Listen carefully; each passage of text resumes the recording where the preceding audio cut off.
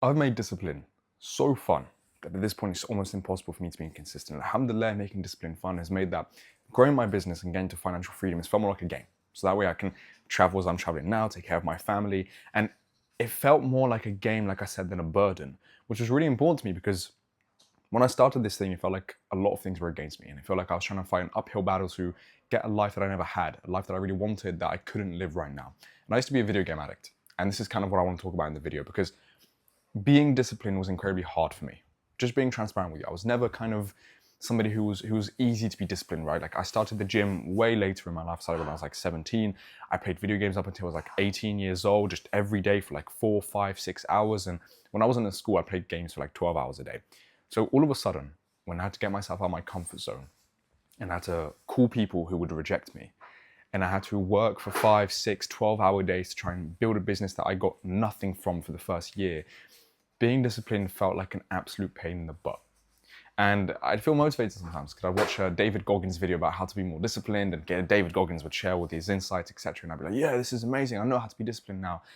And I'd be disciplined for a week, but then I'd fall back to my old habits and I'd fall back to struggling to be consistent. That was the thing that I struggled with the most. It was building that consistency. And this meant that when I was building the business, the life that I wanted to live, I was still so far away from it. I didn't have anything that I wanted really. Like, to be honest, in the first year, I lost money. Like I just lost a lot of money. And I remember I wanted to take my family basically to Tunisia, which is where we are now, alhamdulillah, and I was able to do it this year again. But I was wanting to take them and I couldn't really. Like I made promises and I couldn't take them. And it meant that I had these extra little stresses that I had to get a job at this point. Like I had to continue supporting myself in the business, I had to get a job. I didn't want to give up. This was the key thing. I didn't want to give up. But I struggled to be consistent. And because I struggled to be consistent, it took me so much longer than it should have for me to get to where I am today.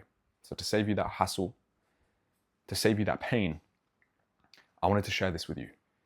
Because it's you and your identity that is the main thing that holds you back from actually being more disciplined. You see, discipline is never going to be easy. That's the point. That's why I didn't put it in the title. That's why I didn't say I made discipline so easy it's hard to be consistent. I made it fun. And the way I made it fun was by making it like a video game. And when I realized the reason video game was so fun for me was because I had all these rewards attached to it. Not just rewards, I had my entire identity attached to it. My friendship group, full of gamers. When somebody asked me what I did in my free time, I gamed. Everything, like if you were to describe Fedi at the time, you'd say gamer. That was my identity. That's why it was so easy for me to play video games, because that's how I saw myself, that's how others saw me.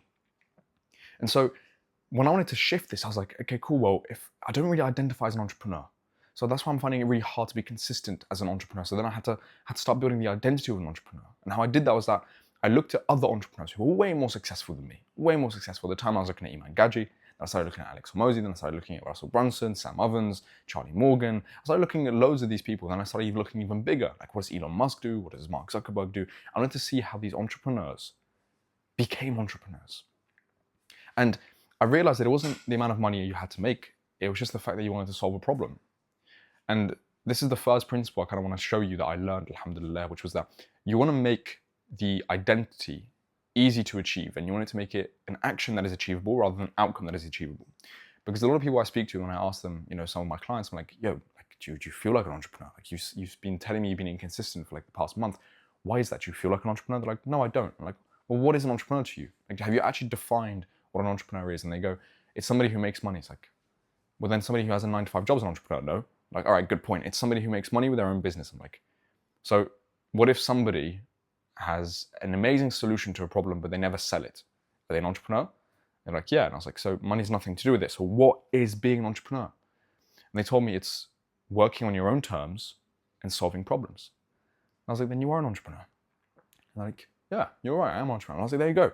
Like, that's why most people struggle at the start. It's because the barrier to entry for the identity for them is so high.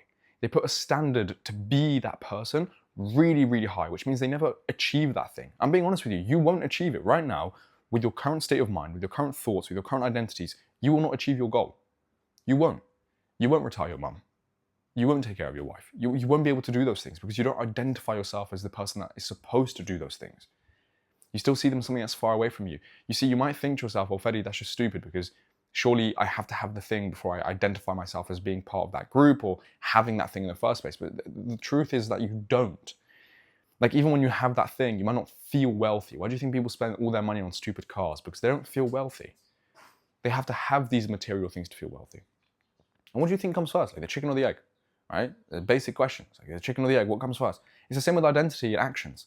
Like, what comes first? The actions that's going to make you feel like you have the identity, or the identity that's going to bring about the action? Well, I think it's the identity that comes first, personally, but I think they can also bring each other about. Now, I tell you this as well, because I want to make it really actionable for you. When I started becoming more consistent, I then had to have the identity of somebody who lived outside their comfort zone.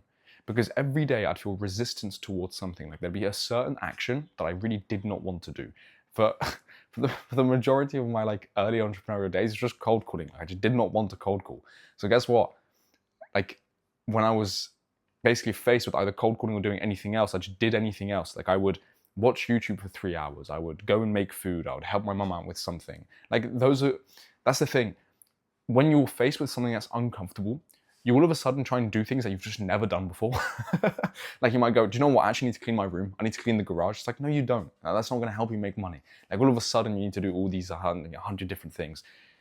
When you build excuses, you never allow your identity to grow. When you build excuses, you never allow your identity to grow to where you want it to be. And therefore, what you end up having is resistance and the life that you want to live, which is outside your comfort zone right now. Because if it wasn't your comfort zone, you'd have it. Like, that's just the reality of things. You'd have what you wanted if you were capable of having it right now. But you're not. So you have to go outside that zone of comfort. When you live there, it's not fun. And it's not easy. But there's a way to make it fun, but there's no way to make it easy. And that's what I'm trying to tell you. The way you make it fun is by seeing yourself as somebody who's an adventurer. Seeing yourself as somebody who lives outside their comfort zone. And when you do that, you want to be uncomfortable. Which, by the way, if you read David Goggins' books and you listen to all the podcasts, which I've done, I obsessed over that guy for like a solid 4 months, just researching almost everything about him, from his books, from like the podcast that he was in. I re-listened to like his Andrew Huberman podcast like 6 times. He's just achieved an identity of somebody who is disciplined, somebody who has fun doing the hard things.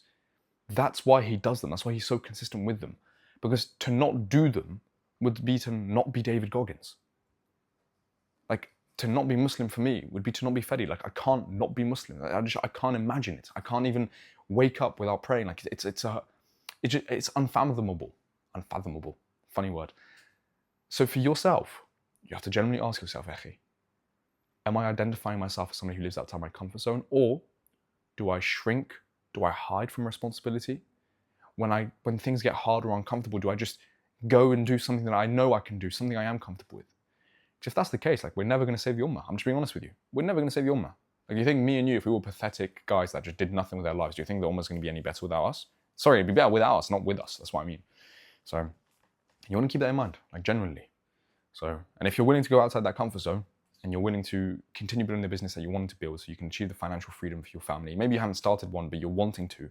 There's a free school community you can join. Like, a school community is like this place where, like, I've got like free courses in there. Like, you've got a bunch of brothers connecting, talking to each other, etc. And there's like a call with me once a week. So if you have any questions regarding business, obviously we can go into there.